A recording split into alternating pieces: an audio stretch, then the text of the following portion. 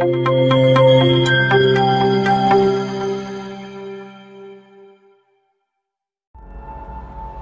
लोकसभा निवडणुकीचा प्रचार आता अंतिम टप्प्यात आलाय।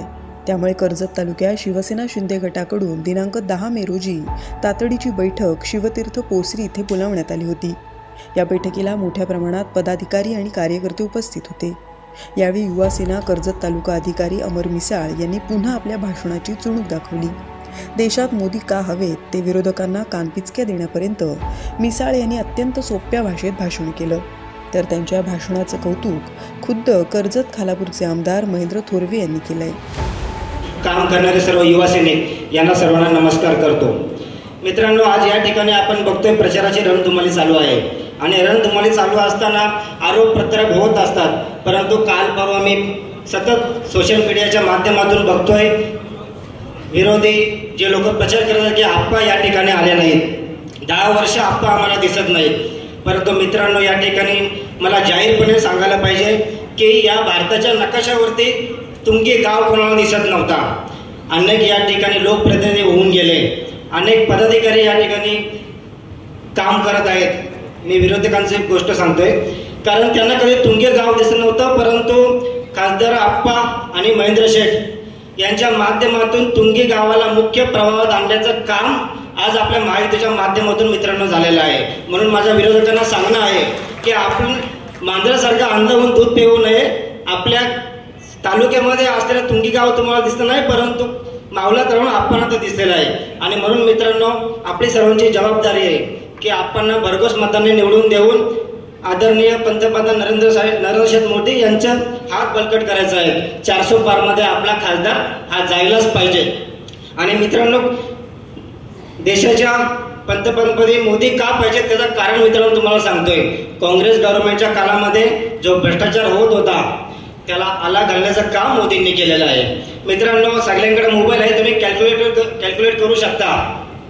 देशाची लोकसंख्या ही 140 करोड पर्यंत आमदार साहेब असेल, परंतु काँग्रेस गव्हर्नमेंटच्या काळामध्ये 2011 साली झालेल्या जनगणनेमध्ये 125 करोड 130 करोड देशाची लोकसंख्या होती, परंतु काँग्रेसच्या हिशोबाप्रमाणे ती 250 करोड पर्यंत होती। त्याचं कारण 6.5 करोड रेशनिंग कार्ड, प्रत्येकी 10 नावं असलेला एक रेशन कार्ड, 6.5 रेशन कार्ड हे डुप्लिकेट बनवलेले होते। एकट्या ममता बॅनर्जीकडे पश्चिम बंगालमध्ये 2.5 ते 3 करोड रेशनिंग कार्ड हे डुप्लिकेट सापडलेले होते। आधार कार्ड लिंक केल्या 6.5 करोड रेशनिंग कार्ड डुप्लिकेट हे बाद झाले। मित्रांनो, एका रेशन कार्डवरती जर 10 नावं असतील तर 6.5 करोड गुणिले 10 म्हणजे 65 करोड ही डुप्लिकेट नावं होती। आणि आपण मित्रांनो, आपल्याला सर्वांना माहिती आहे प्रत्येक व्यक्ती गहू हे 5 किलो दिले जातात। जर 10 लोक जर रेशनिंग कार्डवरती असतील तर प्रत्येक रेशन कार्डला 50 किलो गहू हे खोटे लोकांना जात होते, डुप्लिकेट लोकांना जात होते। आणि म्हणून केंद्र सरकारच्या माध्यमातून 27 रुपये सबसिडी हे केंद्र सरकार भरते आणि 3 रुपये हे आपल्याला त्या धारकांना भरावं लागते। म्हणून मित्रांनो, 130 रुपये हे शासन भरतंय आणि उरलेले 30 रुपये 120 रुपये शासन भरतंय आणि 3 रुपये प्रमाणे आपण भरतोय। मित्रांनो, विचार करा, 65 गुणिले फक्त गावाचा हिशोब सांगतोय, 65 करोड गुणिले 120 रुपये हे प्रति महिन्याला लाखो करोड रुपये हे मोदींच्या लाखो करोड हजार करोड हे मोदींच्या माध्यमातून आज या ठिकाणी आपल्या देशाचे वाचलेले आहेत। मित्रांनो, म्हणून माझी विनंती आहे की पारदर्शी कारभार चालवण्यासाठी या देशामध्ये फक्त नरेंद्र मोदीच पाहिजेत। आणि आज त्यासाठी आपण तेच पैसे फक्त इन्फ्राचं काम एवढ्या जोरात चालू आहे, दिवसाला 100 किलोमीटरचा रोड रस्ते बनतात। ही फक्त भ्रष्टाचारमुक्त भारताची सुरुवात झाल्यामुळे या गोष्टी होत आहे। कारण जे पैसे काँग्रेसच्या घशामध्ये जात होते ते आता सर्वसामान्य लोकांच्या सुविधा सुखसुविधेसाठी येत आहेत। जनधन योजनेच्या माध्यमातून आपण बघतोय थेट नरेंद्र मोदी यांच्या माध्यमातून 1 रुपया कुठं कमी न होता सर्व शेतकऱ्यांच्या हातामध्ये खात्यामध्ये ते पैसे जातात। मित्रांनो, म्हणून या ठिकाणी विनंती आहे सर्व पदाधिकाऱ्यांना मी हात जोडून विनंती करतोय की देशाच्या संरक्षणासाठी देशाच्या हितासाठी नरेंद्र साहेब मोदी हे पुन्हा तिसऱ्यांदा पंतप्रधान व्हावेत यासाठी सर्व मी युवा सेनेच्या सर्व माझ्या शिलेदारांना विनंती करू शकतो। शिवसेनेसाठी खासदार साहेब जिल्हा प्रमुख आहेत, आमदार साहेब आहेत, परंतु माझ्या सर्व युवा सेनेच्या पदाधिकाऱ्यांना विनंती करतोय की मतदानाचा टक्केवारी वाढवा।